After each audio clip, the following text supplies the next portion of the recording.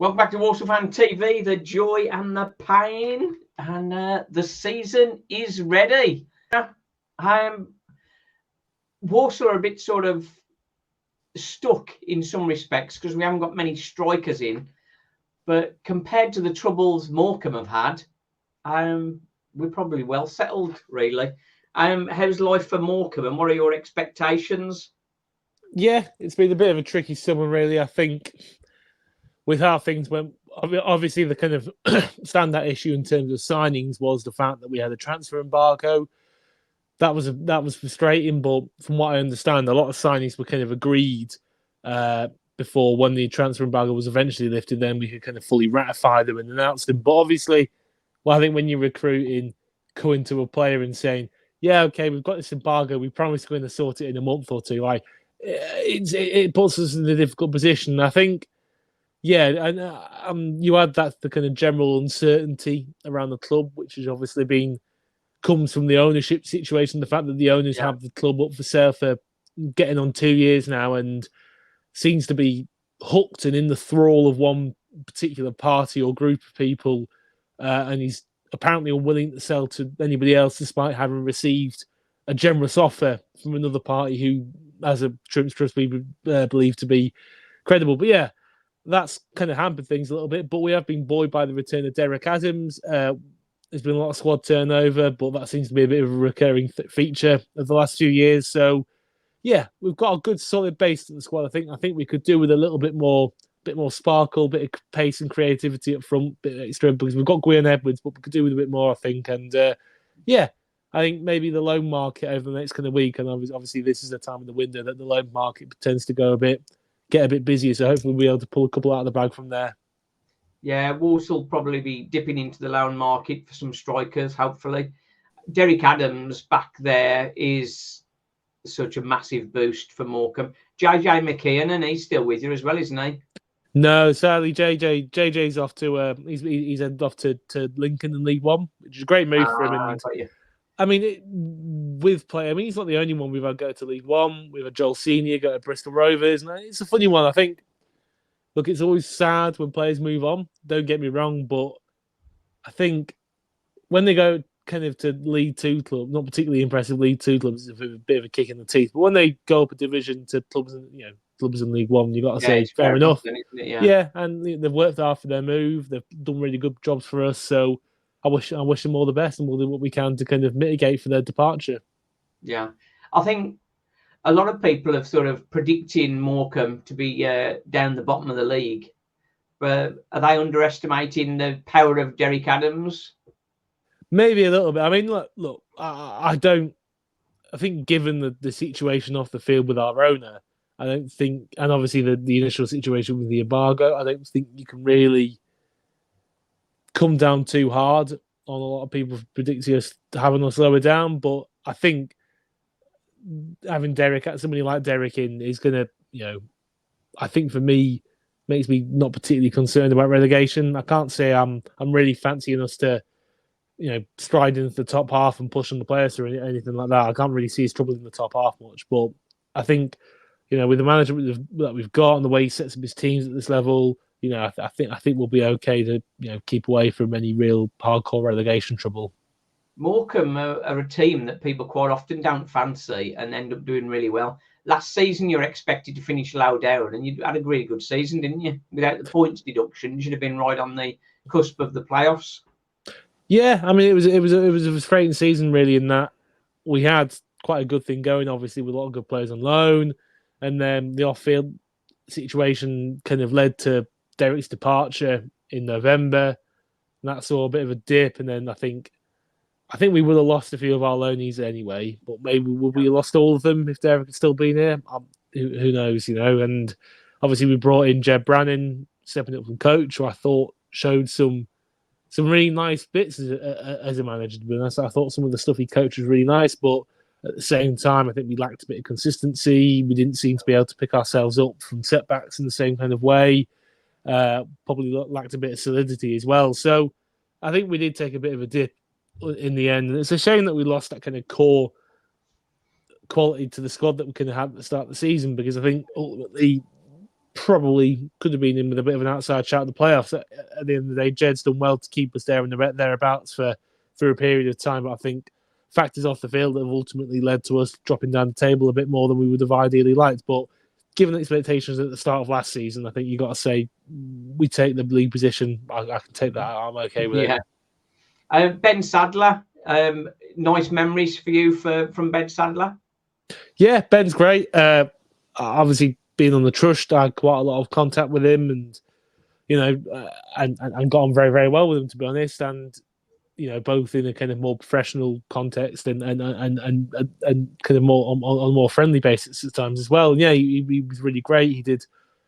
I think he did a lot for kind of really improving operations around the club and getting the club functioning day to day a lot better and a lot smoother than it had done. Because at that, prior to Ben coming in, I think it was mainly just kind of directors who had their own jobs and careers who were basically volunteering to kind of be do these kind of head roles at the club. And while that's valuable, ultimately it's been great having somebody a bit like Benin who's kind of taken charge of those operations from the kind of obviously we have individual managers for certain bits, but obviously he's overseen things to do with the stadium, ticketing, all those kinds of things. And obviously, he did a really fantastic job. He really brought our operations on, and yeah, I'm sure he'll do a similarly good job at Walsall.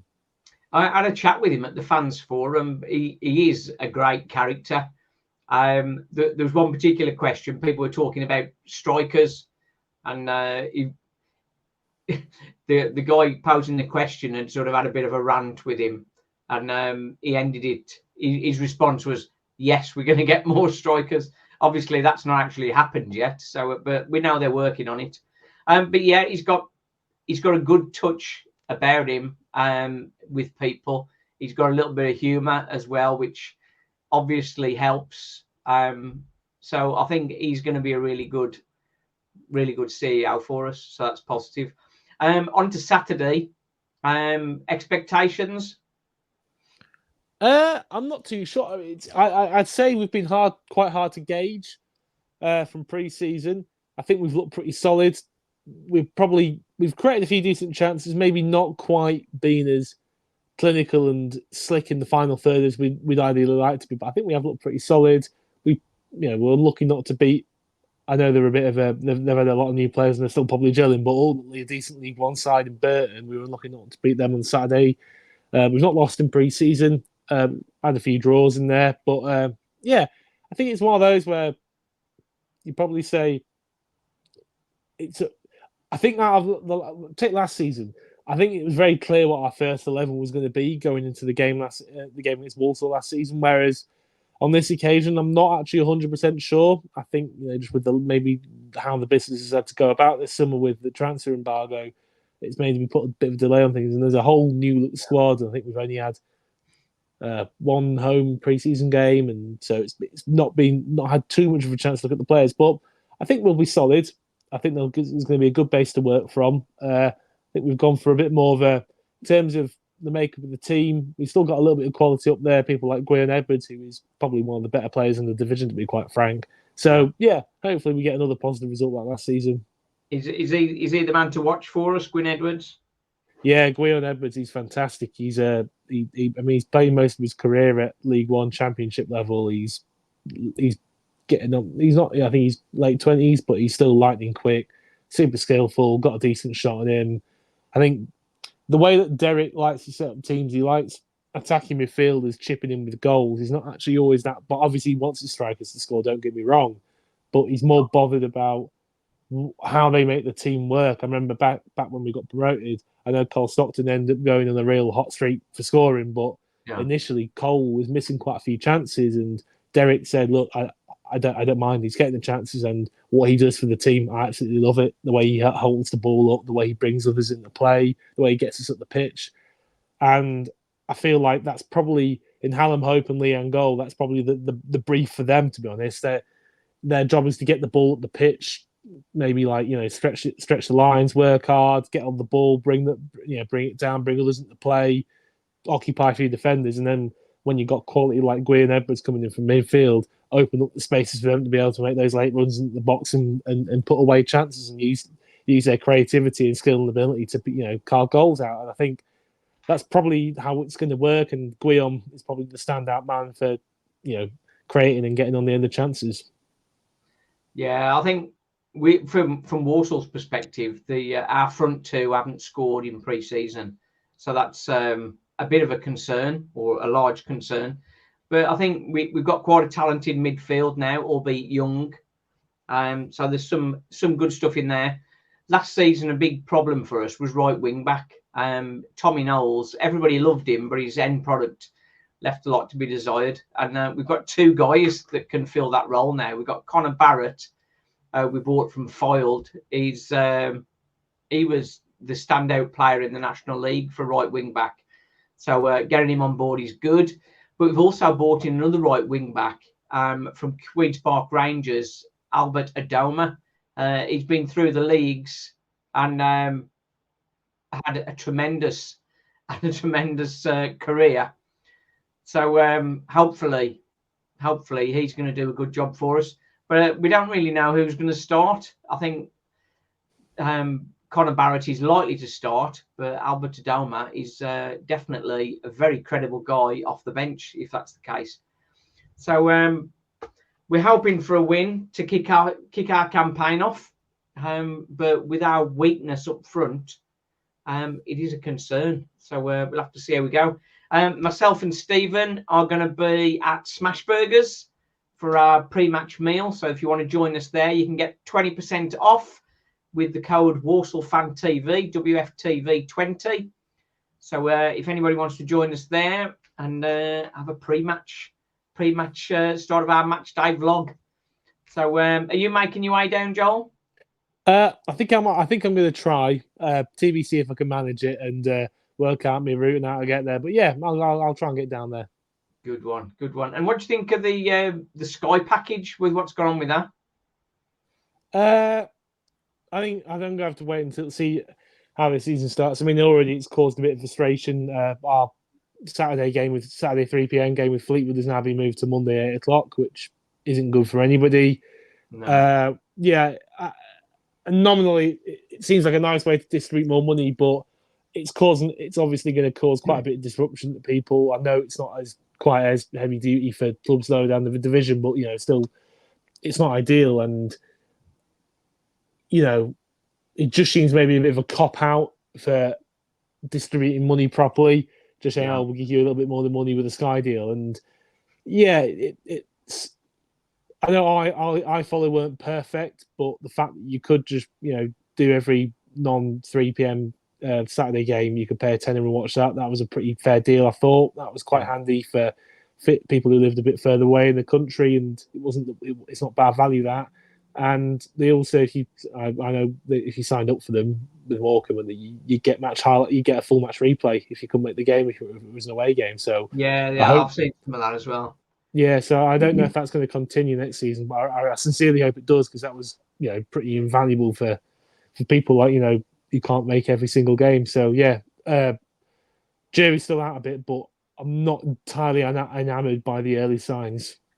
No, I think for me it's obviously not fan orientated as such, but the extra 200,000 a season is a benefit. But that effectively equals about 500 fans per home game. So it'd be interesting whether we lose home fans because it's on TV, and particularly away fans, if it's easy to watch it for a tenner, some will be taking that option rather than going to the game. So we'll see what it does to affect attendances. I suppose that's the real answer. But thanks very much for coming on, Joel. Good luck for the season. I hope it's not too stressful. And I'm sure Derek Adams is going to sort you out anyway. For Walsall, we were hoping to be aiming for playoffs this year. But with the current squad, many are predicting us around 14th, 15th.